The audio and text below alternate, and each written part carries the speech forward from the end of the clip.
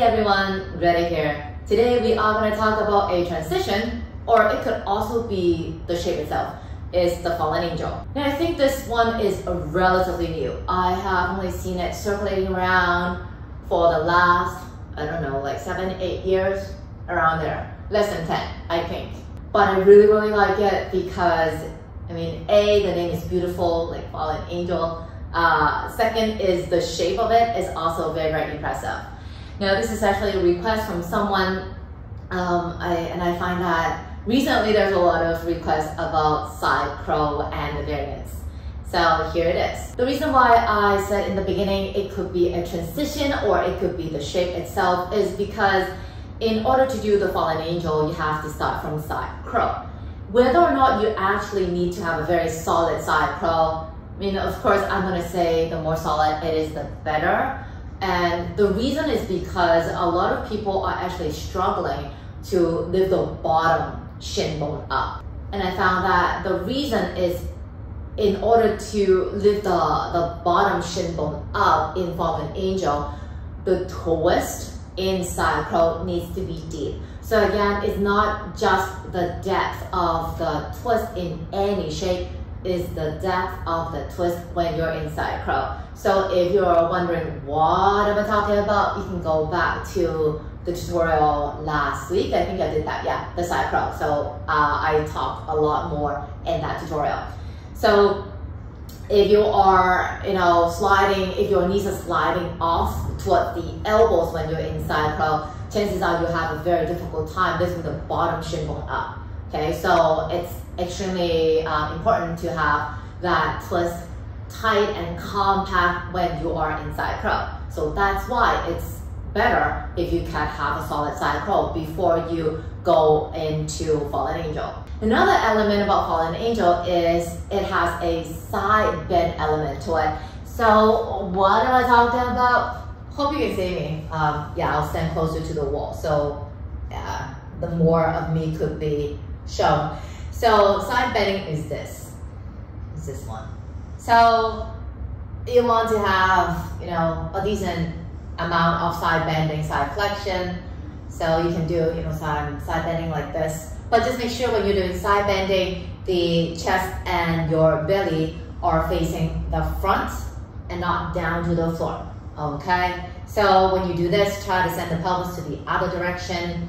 That would add a little bit more depth into the shape. I will be going right into the anatomy and the technical aspects of fallen angel. So I will start from side crow because that's how we started. Again, if you are wondering, how the side crow works and what you should focus on to have a happy and solid side crow, check out the tutorial that I did last week. So for fallen angel, you want to start from a twist.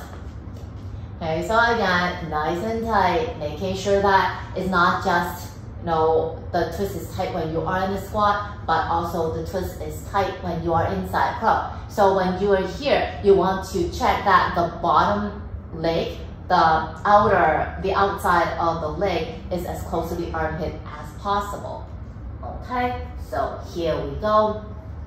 Side crow. From here, place the left side of the face down to the floor. At the same time, keep the hips up high. See? Now from here, you need to lift the top leg up directly to the ceiling. At the same time, turn the bottom shin bone up to the sky as well. So that is how fallen angel looks like.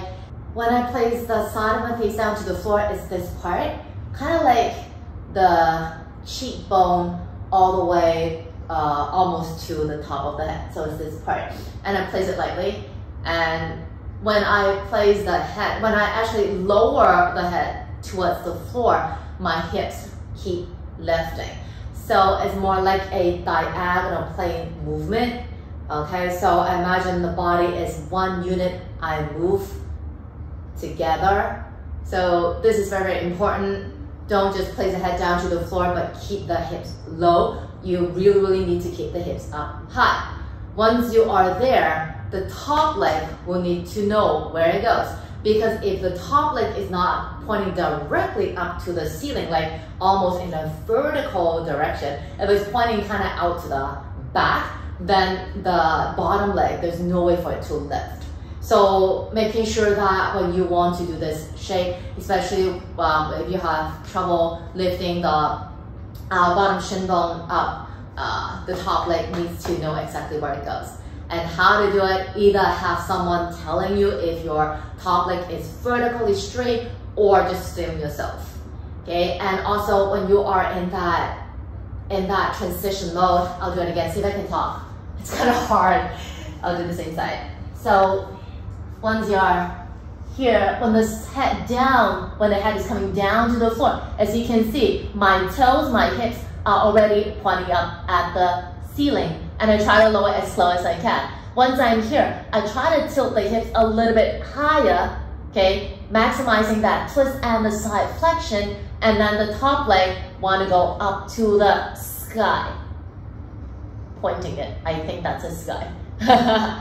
So when you are attempting fallen angel, you need to check in with yourself when you are entering it. Are you taking your time, pausing in side crawl just to feel is everything in place before you start to lower the head down? Or are you kind of skipping past side crawl and just place the head down to the floor and aim to shoot the legs up to the sky? Okay, so the more time you have setting up the foundation, the easier you can with the actual shape.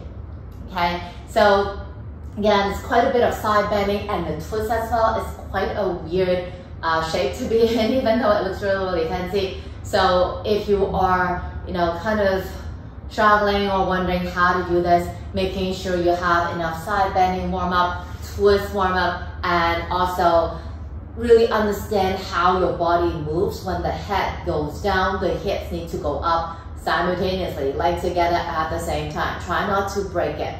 All right, so give it a go and let me know how it goes. Leave me a comment if there's anything that you'd like to work on but you're wondering how to get into it. And of course, subscribe to my channel if you haven't already done so. All right, so I'll see you again soon. Take it easy.